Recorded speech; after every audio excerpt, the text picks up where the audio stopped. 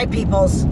I am here with another video. I'm going to talk about a few little things, but the main point of the video is I have this app on my phone, and it's called Audible. I've had it for a really long time, and a while ago I downloaded Tony Robbins' Awaken the Giant Within. I can't possibly promote that book any more than I have already. But every now and then I go back and I listen to that, and then every now and then I download different books. And when I was going through a couple years ago all that stuff on PTSD, I downloaded a book on that. And I am always trying to grow as an individual, be a better version of myself than I was yesterday. And it's not just aesthetically. Like, I mean, people know now that I'm competing, and I am going to be a better version of myself tomorrow than I was yesterday physically. I am going to look better on stage every single time I get on stage, because I grow every single time. I get better, I learn, I work on things. But I also do that mentally, spiritually, educationally. I've been certified for 16 years now. I have a certification in NASM, regular PT certification. I have a special populations, older adult, youth, and pre and postnatal. I've trained like 13 women through pregnancy. One of my clients literally gave birth yesterday. She was in the studio 2 weeks ago. She's coming back in 2 weeks. I have 4 more pregnant clients. One that's due in April, whatever. I'm not going to get into that. That's not the point of the video.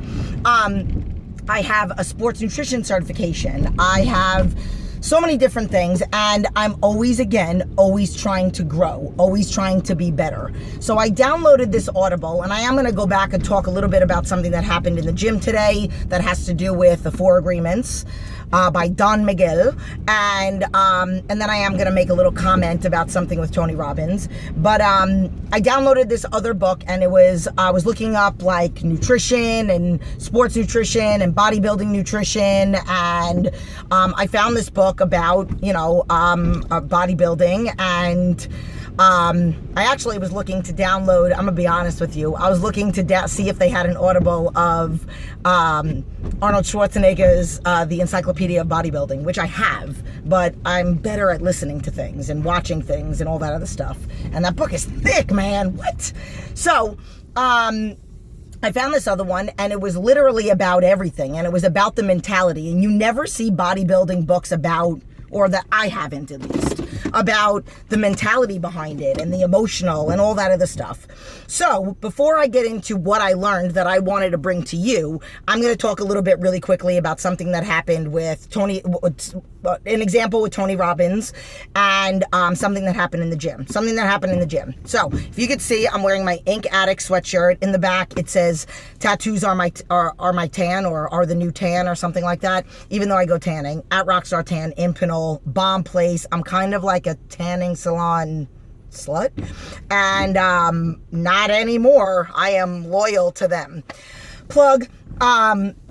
But I'm in the gym, I'm wearing my Beats, plug, I'm wearing my hat by 5% Nutrition that says kill it, plug, and I got my hood on, and I'm in the middle of my million sets of leg extensions, and I'm going back and forth to calves, and I really only had one more set, and it was on a really heavy weight because I'm pyramiding up, and some girl sat down, but I'm not one of those, I was going to say a bad word, but I don't like to say bad words on here for you guys. So I'm not one of those jerks in the gym. Like, if I'm on a piece of equipment, I'm usually supersetting. And if somebody wants to work in, heck yeah, work in.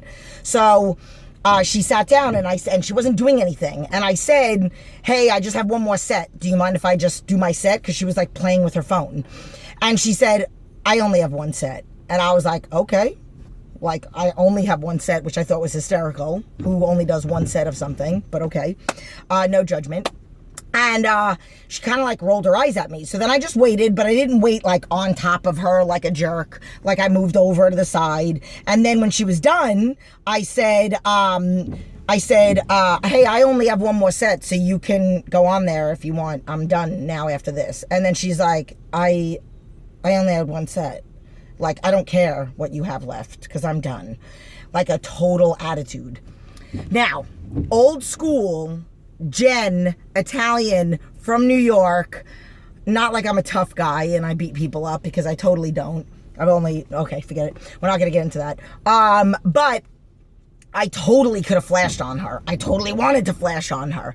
But me, being the person that I am that has read the 4 agreements, I said to her, listen, I was just trying to be polite. I don't know what your attitude is. And she had her earpiece out, and I said it in the ear that had the earpiece out, and she rolled her eyes at me and walked away. Twice now rolled her eyes at me. So I just, woo-saw. What is that from Bad Boys? And I said in the back of my mind, I said, okay, either she's judging me and that's her ish. Maybe she saw my shirt. Maybe she saw how much weight I was pushing. Maybe she saw, the way that I was walking, which I try not to be a jerk in the gym, but I do have my hat down really low because I don't want anybody talking to me. And maybe she judged me. Maybe she thought that I was a gym jerk. And I said, she's obviously having a bad day. That's her self-consciousness. That's her insecurity. That's her, maybe she's just pissed off. Maybe she got into a fight with her boyfriend. I don't know. Maybe it has nothing to do with me. And I walked away. So I highly recommend that you read the book, The 4 Agreements. That is just one of the many things that, many situations that has happened to me that totally could have killed my workout, that totally could have killed my mood, and I didn't allow that. And that kind of has something to do with this. So I'll talk about the Tony Robbins thing last. So I'm glad that I'm parked now because I always forget how to word this. But there was something that in there that it's all about staying on track and all that other stuff with your food. And he actually backs up my theory of cheats don't make any sense. You do all this hard work to lose weight or gain strength or whatnot, and then you lose 2 pounds, and then you treat yourself like you're a dog to a Sunday, and then you put on 2 weeks worth of hard work, anywhere from 4 to 6 pounds. Doesn't make any sense to me. And you feel like garbage. So here are 2 more pounds on top of the 2 pounds that you lost. And here's some stomach pains and some diarrhea. Just keeping it real. I said that in the grocery store tour that I did yesterday. But so he mentions that, but then he also talks about the whole staying focused. And there are 2 things that I'm going to talk about. There's one thing about surrounding yourself, and I talk about that all the time. Surround yourself with like-minded people that you want to be around. Get rid of all the negativity. I literally just sat down in front of my computer before any of the kids woke up, and I tried to erase people that I'm friends with on Facebook that I notice constantly. And I usually do this. If I'm scrolling through my news feed and I see somebody post something negative, and I mean, maybe one time they post it, but if I see it's constant, boom, you're out of my news feed. You're not my friend anymore. You're blocked. You're not even unfriended. You're blocked because I just don't want to be contacted. You're a negative person and I don't want to be around that. So statistics prove that when you surround yourself with pessimistic, fear, I forgot what the word was that he used, and I didn't really write it down. Bad news. I never, literally watching the news. Scare tactics and morbid reminders of our mortality. You have more of a chance of binge eating. You have more of a chance of losing control. You have more of a chance of poor planning.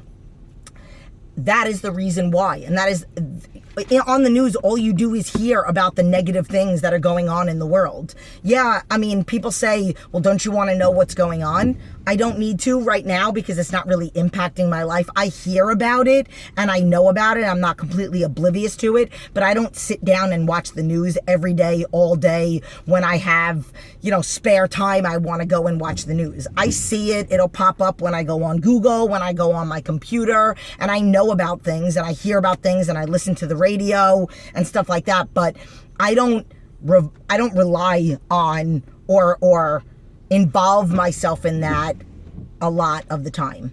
Hardly any of the time. Sleep is very, very important. People ask me about my sleep, and I literally go to bed at 9 and I wake up at 3, and people say, well, don't you need more sleep? And I said, no, if it's good quality REM sleep that I literally am out like a light, done.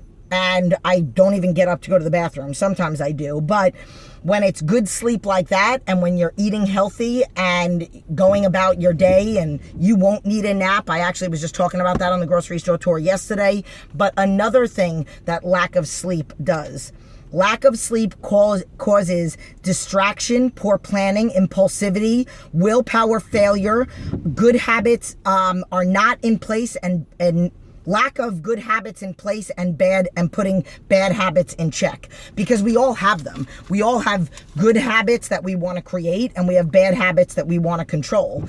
And that's when I talk about coping skills and all that other stuff, getting yourself set for success, knowing when you're in a bad environment, or let's just say if you do want to have a little bit of a treat, not necessarily total garbage like a half a pie of pizza, or a pie for that matter, but maybe if you do want to have a little something, you do it. You have to do it in a controlled environment. If you know, number one, that you have an addictive personality, which I say I will always have an eating disorder. I need to not. I'm an extremist. I can't have anything, because if I start, I won't stop.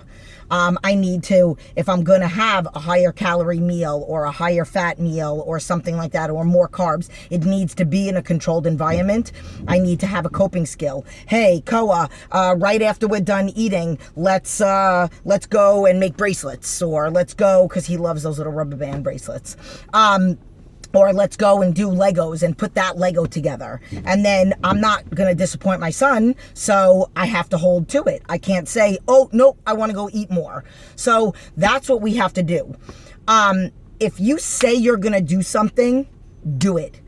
Be a woman of your word, a man of your word. And that's another thing on the 4 agreements. But that also leads me to Tony Robbins. Tony Robbins talks about in his book, if you say you're going to do something, you do it, which is kind of just like the law, the 4 agreements. He says, and I truly believe this, he says that if you say you're going to do something, and I'm going to use the example of smoking, because that's what he used. If you say I'm going to quit smoking, there is no such thing as I'm quitting smoking. Like, I have a pack, I'm going to quit smoking, so I'm going to drop it down to a half a pack for a week, then 3 a day for a week, then 1 a day for a week, and then once a week. You just have to say you're going to do it. And if you say, I'm going to change my life, I'm going to eat healthy, I'm going to own my own business, I'm going to open up a salon. It doesn't have to be, fitness-wise. But you just do it.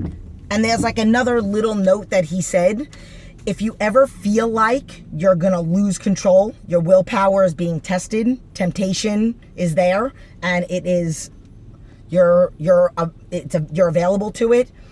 Getting away in this thing, he says, getting away and getting a workout of any kind, whether it's a 15-minute core workout, a couple push-ups and squats and whatever it is, that will automatically help you get in check.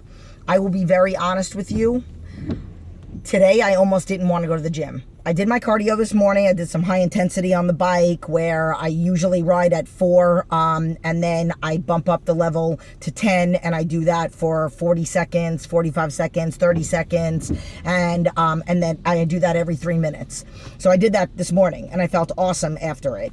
And then I don't know. I was like trying to get motivated, and I'm human. I'm thinking about food. I think about food all the time. I'm emotionally connected to food also. I stay on track. My coach asks me all the time, how's your diet? Or how's your food? And I always say it's the same thing. I mean, I don't know if he's used to that, but like, that's me. And, but I had to convince myself to go to the gym today. And I'm so glad that I did. I put on my Michael Jackson playlist.